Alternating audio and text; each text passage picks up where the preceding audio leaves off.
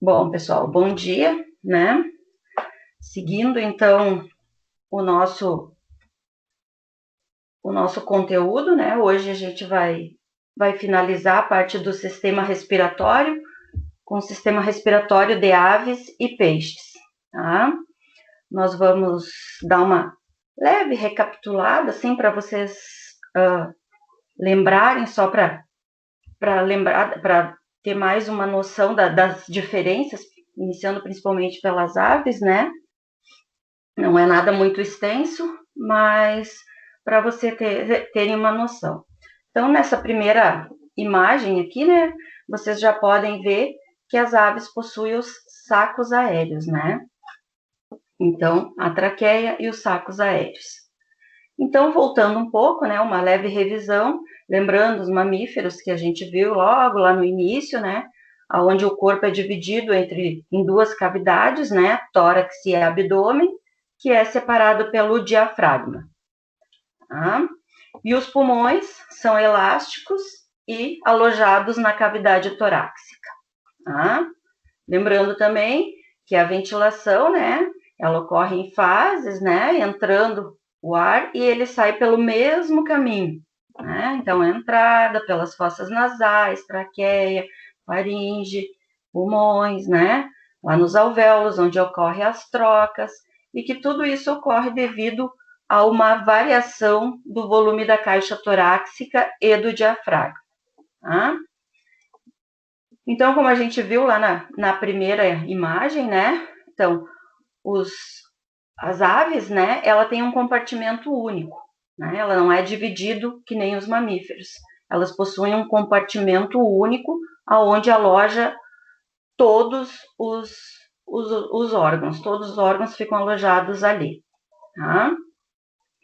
Uma característica especial, né? Uma particularidade das aves é a siringe, né? Que a gente chama do órgão fonador, como se fosse as nossas cordas vocais, tá, pessoal?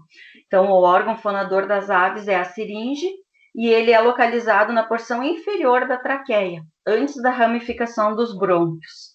Então, ali a gente pode ver uma imagem, né, da siringe, ó, a traqueia lá no final, antes de ramificar os brônquios, é a siringe. E elas são responsáveis, né, são membranas responsáveis que, através dessa, como é que se diz, da vibração dessas membranas, é que se emite o som, tá? Então, nós temos cordas vocais, eles possuem a siringe.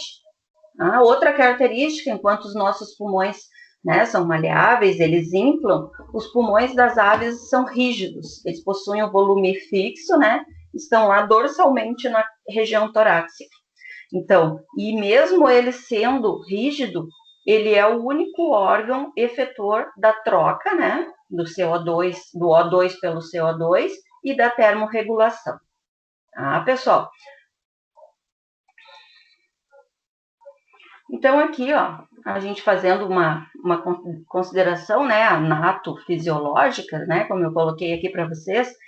Então, qual é a característica particular dessas aves? As aves possuem os sacos aéreos, que são depósitos de ar que favorecem o voo, o equilíbrio e a perda de calor por condução de tecido a tecido. Tá? Então, aqui vocês podem ver os sacos aéreos, ó. Né? Então, os pulmões são rígidos, realizam a troca e responsável pela termorregulação. Mas o ar, diferente de nós, que ele entra e sai pelo mesmo local, as aves têm os sacos aéreos, ó. Estruturas saculares ligadas aos pulmões, que servem como câmera de recepção do ar inalado pelas aves, uma vez que elas possuem pulmões rígidos. Eles são grandes, complacentes, paredes finas e originam-se de bronquíolos secundários pulmonares. Tá? Então, esses sacos, eles somam 9 no total. A gente divide eles em cranial e caudal. Tá? Então, sacos aéreos cervicais, clavicular, torácico e craniais. Depois os caudais são torácicos caudais e sacos aéreos abdominais. Tá? Isso aí vocês, de repente, acho que viram na anatomia. Tá? E então, todos os sacos aéreos, é importante vocês saberem, assim, que eles são impares, tá? Com exceção do saco aéreo clavicular, e somam 9 no total em galinhas, pombos, patos e perus, tá? Então, eles são 9 por quê? Porque o clavicular é um só, tá? E esse volume, esses sacos é que distribui o volume igual, né? Tanto entre o grupo cranial como caudal, porque senão iria ficar mais ar na parte caudal, menos ar na parte cranial, tá, pessoal? E esse volume é 10 vezes maior que os pulmões, tá? Então é por isso que é como diz, a natureza é sábia, né? Como as aves precisam dissipar o calor, elas, o homenzinho lá em cima fez ela com esses sacos aéreos que faz com que elas consigam dissipar calor. Tá? E num galo adulto, o volume respiratório é em torno de 500 ml. Tá? As aves também, elas têm os divertículos, que são extensões dos sacos aéreos que penetram em alguns ossos. Lembrando, né, que os ossos das aves são ossos pneumáticos, né?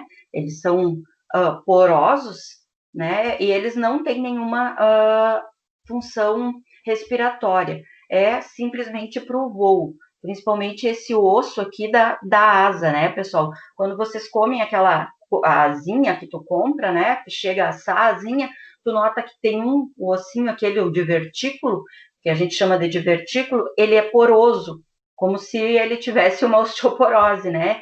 Justamente para facilitar o voo, né, pessoal?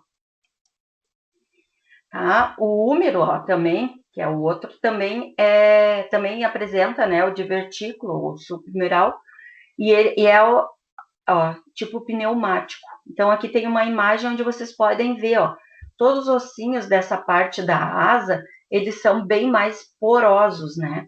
Na realidade, toda ave tem um osso bem mais poroso, mas na parte da asa, do voo, né, para facilitar o voo, ele é bem mais poroso.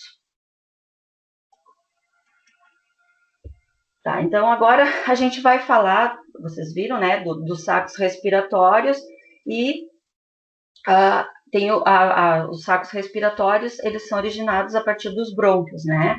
Então, em cada pulmão, desculpa, apresenta 3 subdivisões brônquias, tá? Então, os brônquios primários intrapulmonares, os brônquios secundários, que daí são divididos em ventrais, dorsais e laterais, né?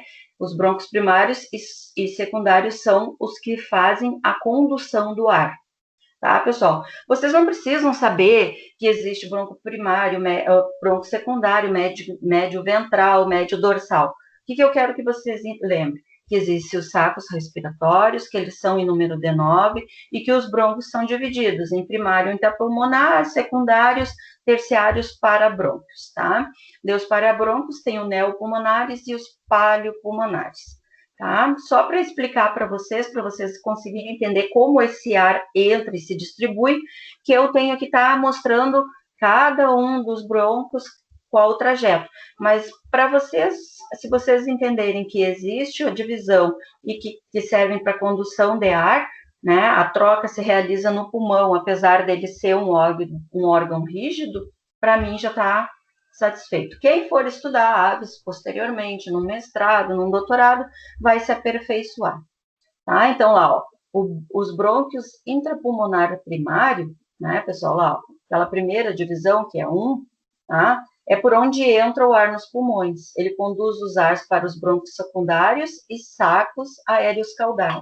Então, esse ar, ele vem pela traqueia e ele penetra nesses brônquios, e cada um deles, os brônquios intrapulmonar primários, secundários, cada um deles vai levar para um saco aéreo pulmão.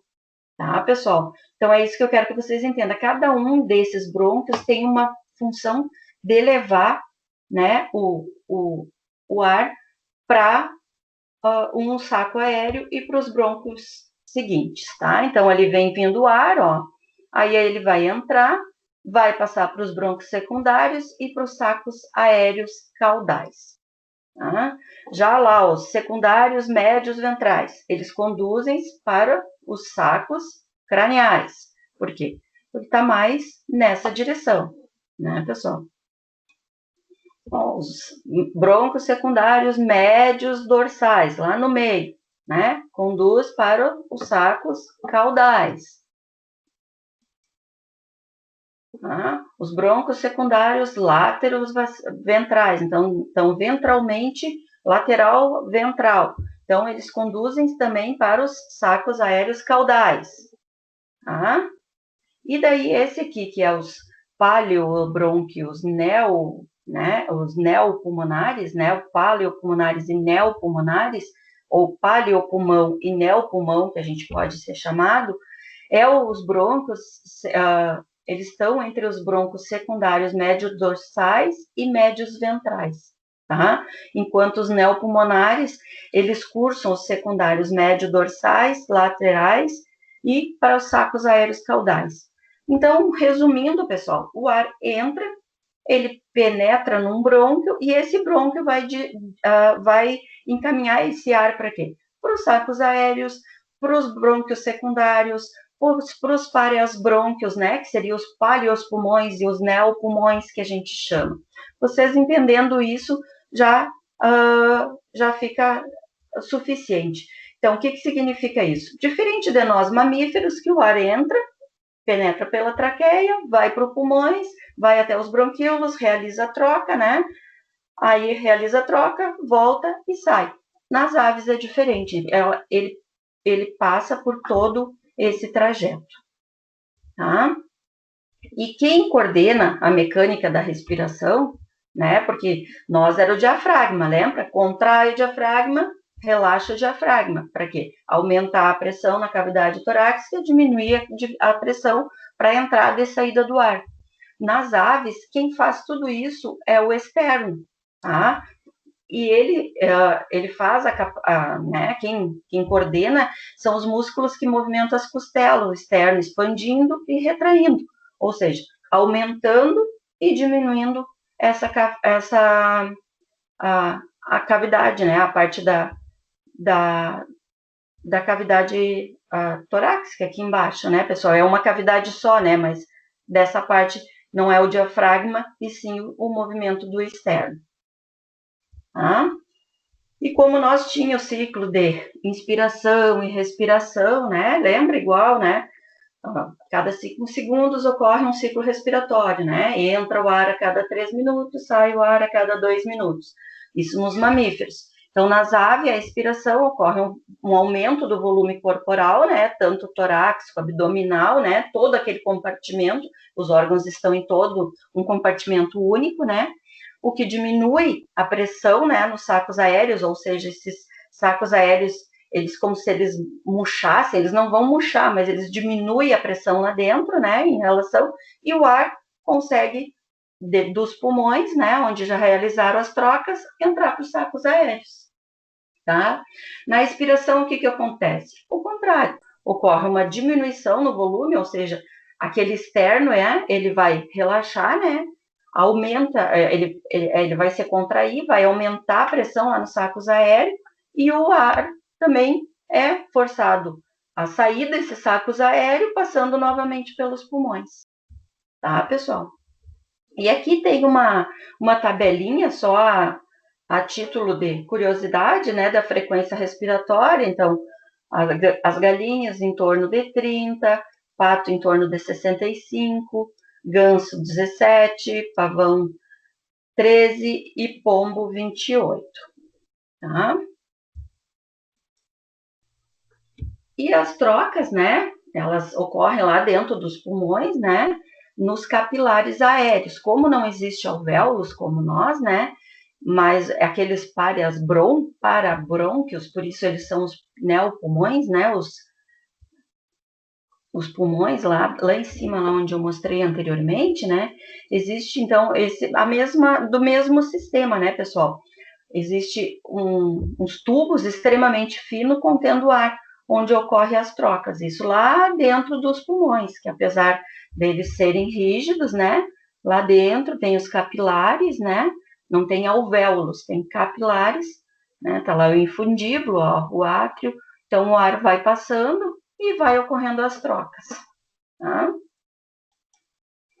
Ó, então o diafragma anatômico, né? Aumenta o fluxo de ar.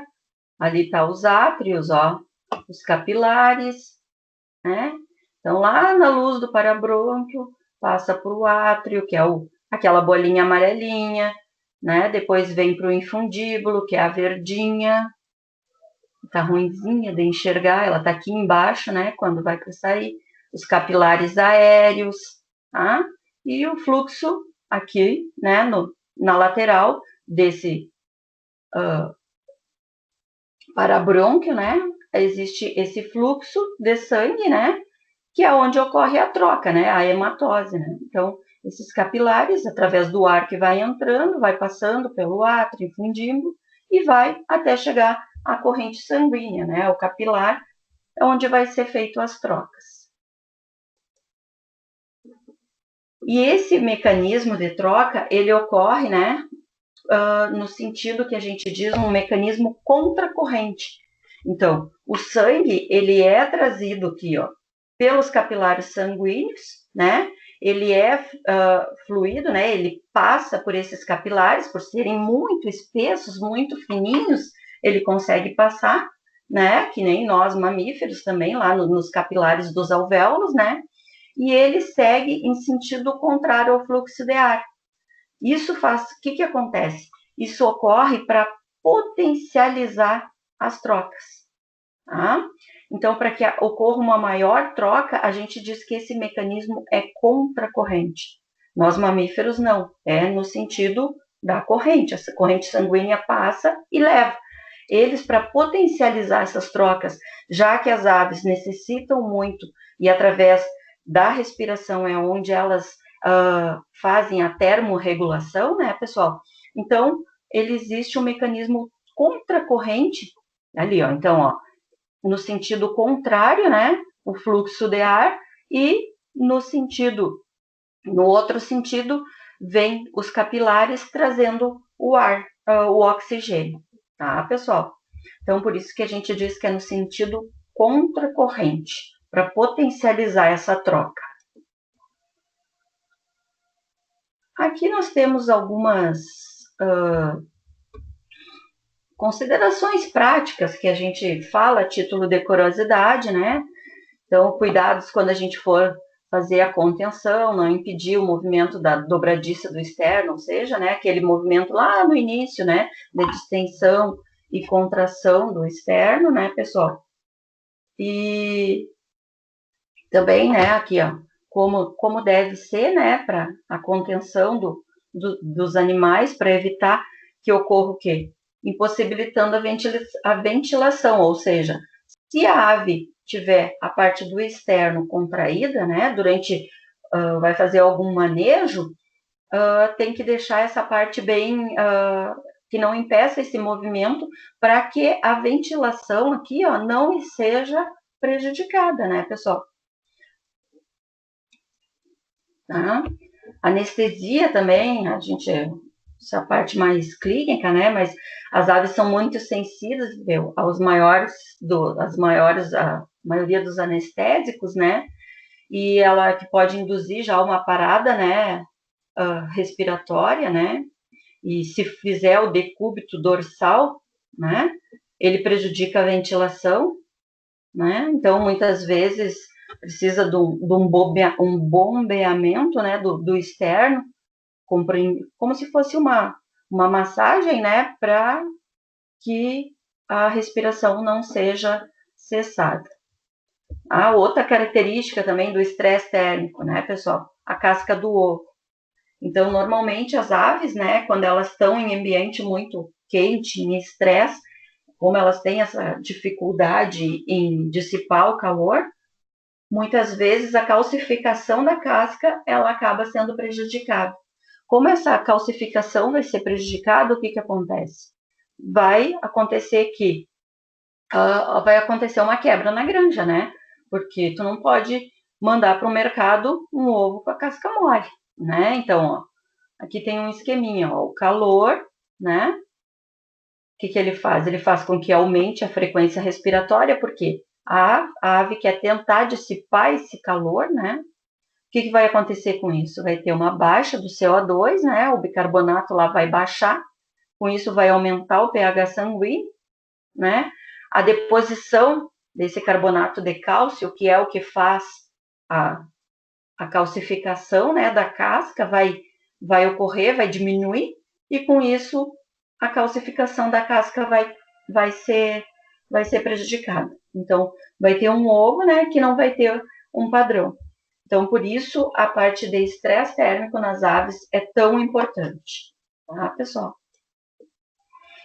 E aqui as aves, né, as que precisam de maior eficiência do sistema respiratório, né, esse movimento respiratório das aves, ele é contínuo, ele é unidirecional pelos parabrônquios paleopulmonares, né, reduz o desvio de ar e aumenta a eficiência da ventilação. Então, todo esse sistema de sacos aéreos, neopulmões, paleopulmões, eles servem, assim como o mecanismo de contracorrente, onde ocorrem as trocas, tudo serve para aumentar a eficiência. A eficiência da ventilação, a eficiência das trocas, tá? A traqueia e os sacos aéreos, eles são comparativamente um grande... como é que se diz, um grande depósito, né? Um grande volume, eles têm um grande volume, eles permitem, né, então, que esse ar circule em cada inspiração, tá? E as aves, uma característica, né, já em função disso, a gente já pode prever, já que elas precisam tanto dessa ventilação, né, elas têm um volume maior até 3 vezes que nós, os mamíferos, né, e as outras espécies mamíferas, tá, pessoal? Então, por isso a natureza já é sábia, né? Já fez a parte anatômica e fisiológica da ave com uma maneira que ela pudesse ter uma maior eficiência na respiração. Então, ó, por que essa maior eficiência? Porque a demanda metabólica dela, né, é muito maior, principalmente durante o voo, né? O sistema respiratório, né, ou seja, os ossos, né, são tudo reduzido, com peso reduzido, a gente diz um sistema respiratório de peso reduzido, porque também para facilitar o voo, né? Por isso que aves de porte muito grande, né? Elas não conseguem ter um voo prolongado, né? Elas não têm um voo igual às outras, também em função do peso. E também para um melhor aproveitamento, né? Em baixa oxigenação nas aves quando elas estão lá em altas alturas, principalmente nas aves que migram. Tá, pessoal? Então, essa seria a parte do sistema respiratório de aves. Tá? Então, como eu disse para vocês, tem bastante detalhezinho, mas vocês entendendo que a respiração da ave é diferente da dos mamíferos, porque ela não entra e sai pelo mesmo compartimento, né? Ela possui todo aquele sacos aéreos aonde entra e sai o ar. Até teria um esquema que mostra toda a entrada e saída, mas é bem complicado e eu acho que não vem ao caso. Para quem depois, num mestrado, for estudar, se aprofundar mais na parte de aves, eu acho que para terceiro semestre, início de graduação, você sabendo que as diferenças, principalmente, né, e o porquê o sistema respiratório nas aves, ele é tão especializado, né, ele é tão específico justamente por elas necessitar tanto dessa dissipação de calor e tudo, né? Então, eu acho que essa parte que eu dei já é o suficiente. Mas caso vocês tenham alguma dúvida, vocês podem me perguntar ou perguntar pelo WhatsApp depois, se vocês lerem alguma coisa e surgir alguma dúvida na parte de fisiologia ou alguma outra coisa que eu possa ajudar vocês, é só me perguntar, tá? Então, agora a gente vai entrar, né, na parte de peixes, né? Também possui característica, uma vez que eles vivem dentro da água. Então, aqui só uma imagem, né, da anatomia interna de um peixe: coração, parântese, ceco, baço, cérebro, né? E diferente das outras espécies, a característica que eles têm seriam as brânquias, tá, pessoal? Então, ó, se 1 litro de água possui em torno de 0,04 a 12 ml de oxigênio, né, ou seria 1,2% do volume em 1 litro d'água, 1,2% desse volume é oxigênio, tá? Enquanto, né, ou seja, 12 ml, né, enquanto que o ar, a gente que respira fora d'água, né, aéreo, então, ele possui em torno de 120 gramas, ou seja, 21%, em 1 litro de ar, 21% desse volume é oxigênio. Então, qual a conclusão que vocês tiram disso? A conclusão é que os peixes, eles têm que ter um órgão especializado para conseguir captar o pouco do oxigênio que está dissolvido na água, né? Então, eles precisam ter um sistema, né, que faz com que eles consigam captar toda essa água, tá? E quem faz toda essa captação, né, seria as brânquias, tá? Essas brânquias, né, é onde é feito a troca entre as brânquias e a água.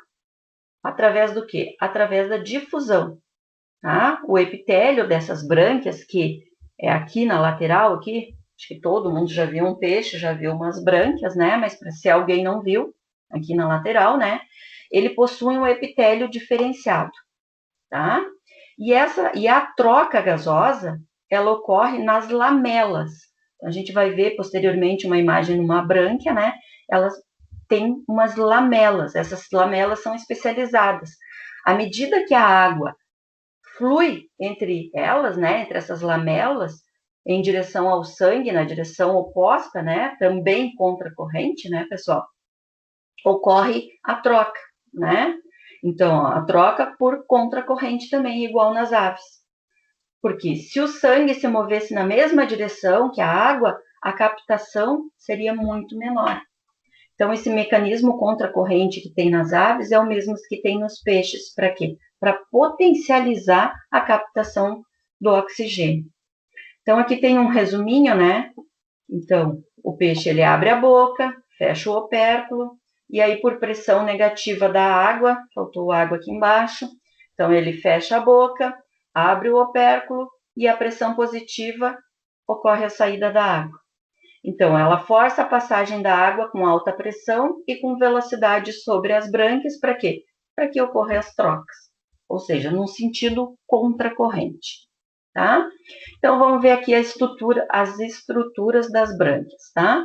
Então, o peixe aqui, né, como se a gente fosse imaginar que aqui fosse um peixe, uma cavidade, né, a cabeça do peixe ali. Então, ele possui 2 cavidades branquiais, né, dos 2 lados. Cada cavidade branquial tem 4 arcos branquiais, tá? E cada arco branquial existe vários filamentos, tá? E em cada filamento desses existe muitas lamelas. Para quê? Para aumentar a captação, lembra? Então aqui a gente pode ver, ó, à direita aqui, onde eu estou circulando, uma lamela, que é composta por filamentos, ó. Então, para quê? Para que quando essa água entre, passe pelas brânquias, né, pelos os arcos branquiais, né, no sentido contracorrente, aonde o sangue está passando por essas lamélulas, né, potencialize a captura do oxigênio, tá? Aqui nós temos uma outra imagem, ó, também, né, aqui entrando, e aqui a gente pode ver uma imagem, né, das lamélulas ali. Então, o sangue vai passando e pelo sentido contracorrente, né, a água passa e essas lamélulas acabam captando o oxigênio. Aqui uma imagem no microscópio 3D, né, onde a gente pode ver ali, ó, os arcos branquiais, cada arcos branquiais, os filamentos, né, e as lamélulas. Tá, pessoal? E aqui tem uma animação, vamos ver se ela aparece para vocês. Ó, então a água vem, entra, passa pelas lamelas, né? Aqui nessas lamelas aqui é onde ocorre toda a troca, né, pessoal? Aqui, ó, vocês podem ver a troca, onde aqui seriam os filamentos, né, das brânquias, né, onde está ocorrendo a troca. Tá? E a respiração, né, os peixes, ela pode ser de duas, eles conseguem, né, sobreviver, a gente pode dizer que são facultativos ou obrigatórios. Tá? Então, facultativo, eles não respiram normalmente em normóxia, mas fazem uso da respiração expostas em condições desfavoráveis. Então, normóxia é a normalidade, tá? Então, eles não respiram aérea, eles respiram somente embaixo d'água, né? E eles podem respirar fora d'água quando se tem um caso de hipóxia, ou seja, um aumento, né? Uma baixa um aumento, uma baixa do oxigênio.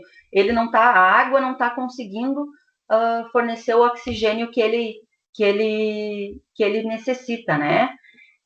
Ou é uma baixa, né? Ou também em problemas de temperatura da água, tá? Ou algum problema na qualidade da água. Então, esse peixe ele pode respirar lá dentro da água ou fora da água com uma respiração aérea, tá? E a respiração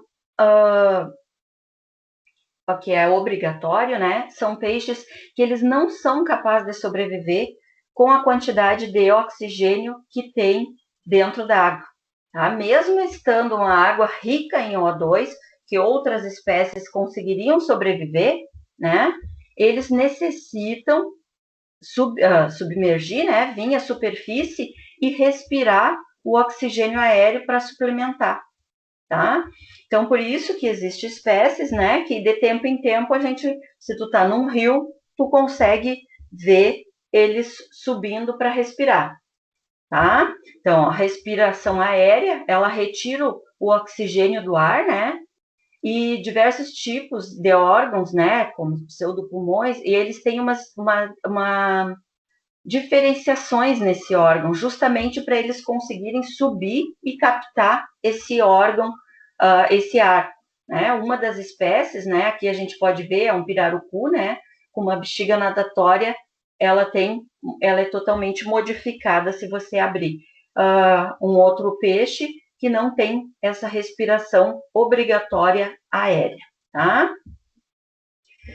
A taxa respiratória dos peixes ela é afetada pelo quê? Pelas situações de hipóxia do meio, ou seja, a falta, né? Hipo é pouco, né? Pouco oxigênio no meio, ou seja, na água, né? Os movimentos natatórios rápidos, né? Então, se o peixe começa a nadar em época de piracema, ou quando ele está fugindo de um predador, né? Ele tem a taxa respiratória aumentada, né? Após a ingestão de alimentos, porque ele precisa, né, de mais energia para conseguir fazer toda a digestão. Em situações de estresse, né? Quando ele está sendo perseguido ou, né, algum agente estressante, né? Pode ser uma água, né? Com uma poluição na água, entre outros.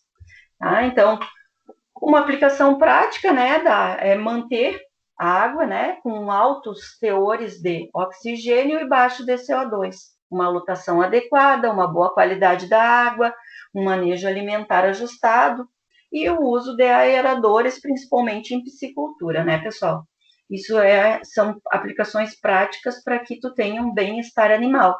Assim como as aves dentro de um aviário, né, os peixes também precisam estar dentro de um bom uma boa qualidade, né, um bom estar animal, para ele conseguir desenvolver todo a sua genética, né? Não adianta dar uma alimentação se a água não está boa, ou não adianta ter uma água boa e dar uma alimentação, ou ter uma superlotação, né, pessoal?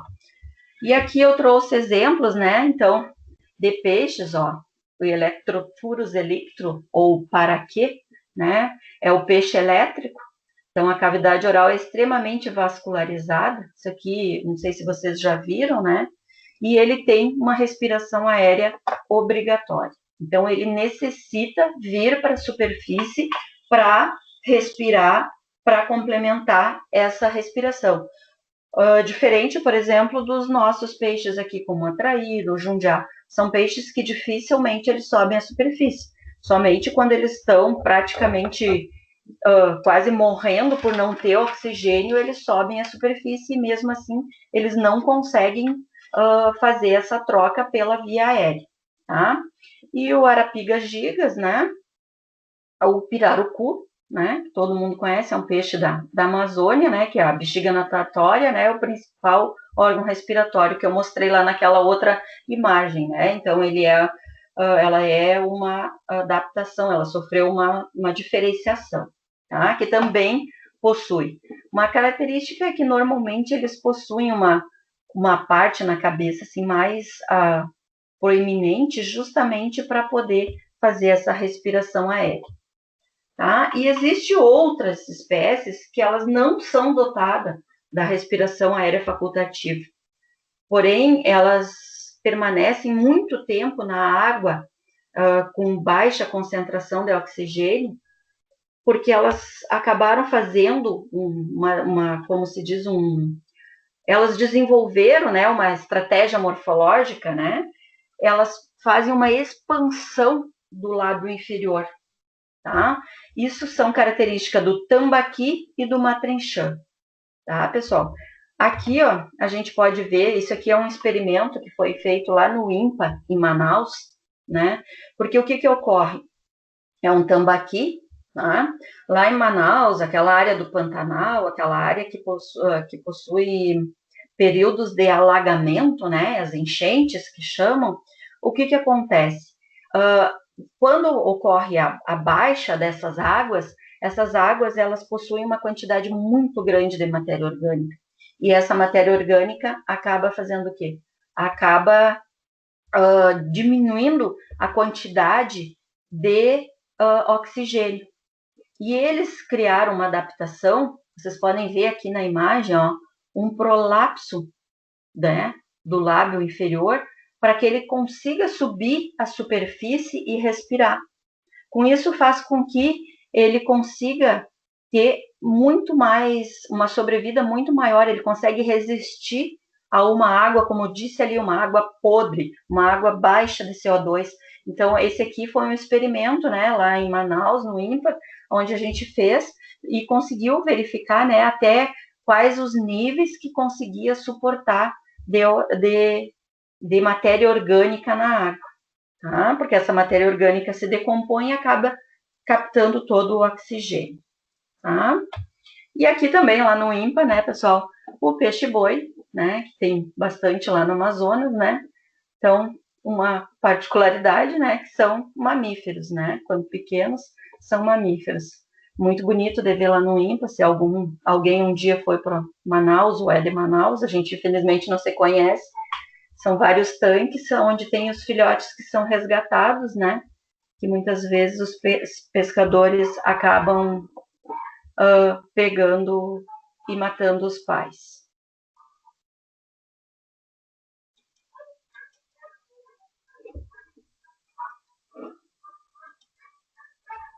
Eu não acredito.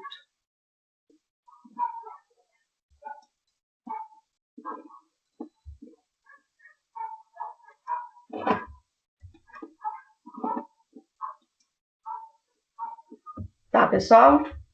Eu vou encerrar, então, a gravação, tá, pessoal? E eu vou, na sexta-feira, eu vou passar um exercício, né, para vocês, então não terá aula, a aula vai ser considerada aula prática, né, que a gente teria se fosse nos computadores. Eu vou passar um exercício, que é um relatório, eu ainda não sei se eu vou passar um exercício no programa PhysioX, ou se eu vou passar um relatóriozinho para vocês responderem para mim. Mas até sexta-feira eu envio por e-mail e posto no Moodle também para vocês me responderem até a outra sexta-feira. Tá, pessoal? Eu vou encerrar a gravação, mas caso alguém tenha alguma dúvida, é só me perguntar.